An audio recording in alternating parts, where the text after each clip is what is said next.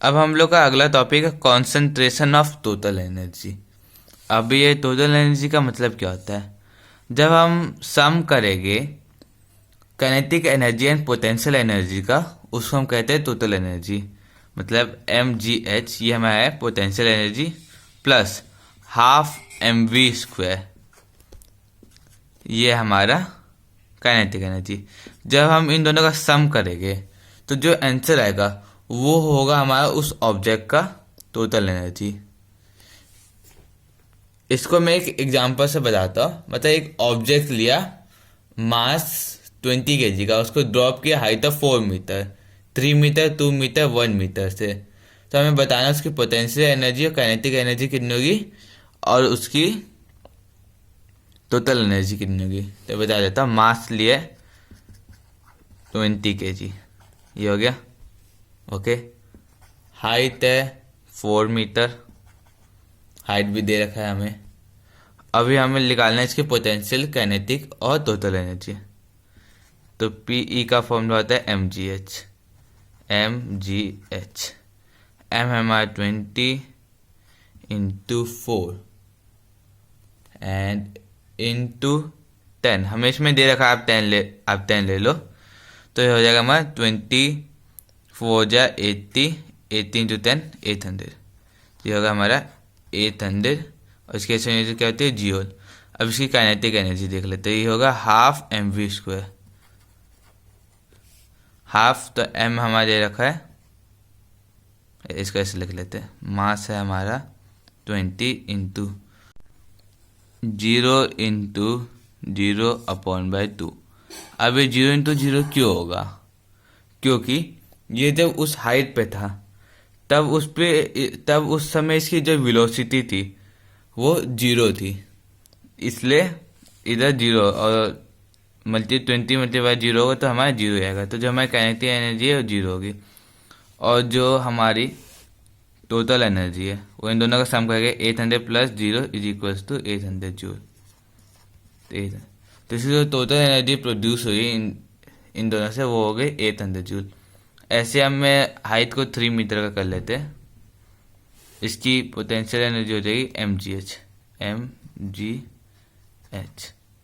ये हम एंड है 10। मास है इसका 20 एंड हाइट है इसकी 3। 10 20 200 200 3 या 600 जूल। और जो इसकी काइनेटिक एनर्जी होगी होगा हाफ mv²। मास हमें देखा है 20 और नीचे आ जाएगा 2। और इसको हमें इतनी करने की जरूरत नहीं होगी, क्योंकि जो ये हाफ mv² है इसका आंसर निकल जाएगा हमारा 200 जूल। क्यों? क्योंकि हमें जो पता है एक इसका फॉर्मूला होता है, जो टोटल एनर्जी है वो इक्वल होते हैं इन दोनों के सम के। अब जो ये चारों केस है 4 मीटर, 3 मीटर, 2 मीटर, 1 मीटर, इन सबको जो टोटल एनर्जी वो 800 जूल है। अब ये टोटल एनर्जी कभी भी आगे पीछे नहीं होता किसी भी ऑब्जेक्ट का।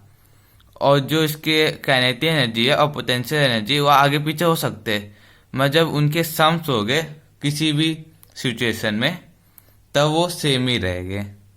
इसलिए ये 200 जूल हो जाएगा और इन लोगों का सम होगा 800 जूल। तब आपको ये law of conservation of energy मतलब टोटल एनर्जी समझ आ गया होगा। अब हम लोग का अगला टॉपिक है रेट ऑफ डूइंग वर्क। पहले समझ लेते हैं इसका मतलब होता है क्या। It is the amount of work in a particular time period और विथ रिस्पेक्ट टू टाइम।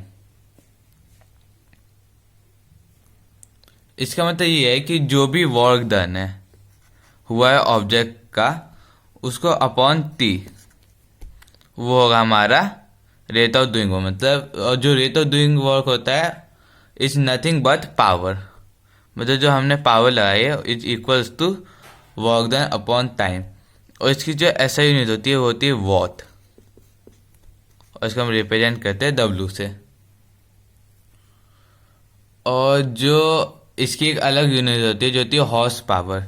जो 1 हॉर्स पावर होती है मतलब 1 HP, उसमें 746 वॉट होते हैं और एक होता है 1 किलो वॉट।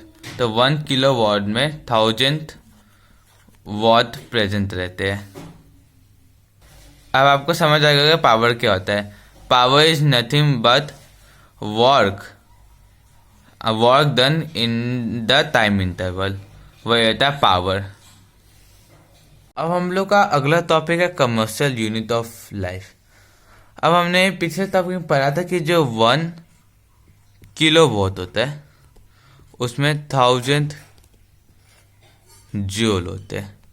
और अगर कोई मशीन 1 किलो वॉट 1 सेकंड में यूज करती है तो वो मशीन 1 आवर में कितना करती है, तो उसको हम कहेंगे 1 किलो वॉट पर आवर। और ये जो 1 किलो वॉट पर आवर होता है ये होता है 3.6 इंटू 10⁻⁶ जूल। तो ये होता है हमारा 1 किलो वॉट का तो आंसर। और इसी के साथ हमारा वर्क एंड एनर्जी चैप्टर ख़त्म हो गया। और आपको कोई भी डाउट हो तो आप मुझसे पूछ सकते हो। और एक और बात, ये जो 1 किलो वॉट पर आवर है ये हमेशा आपके घर में यूज होता है। मतलब जो 1 जूल है वो कहीं नहीं, मतलब ज़्यादा कोई घर का जो आपका मेजर होता है ना एनर्जी का, वो हमेशा 1 किलो वॉट पर आवर में आता है। तो इसी के साथ ये टॉपिक हमारा कंप्लीट हो गया। बस ये आखिरी एक पॉइंट बताना था। तो सब्सक्राइब कर लो जिसने अभी तक नहीं किया। थैंक यू और मिलते हैं आपसे अगले वीडियो में।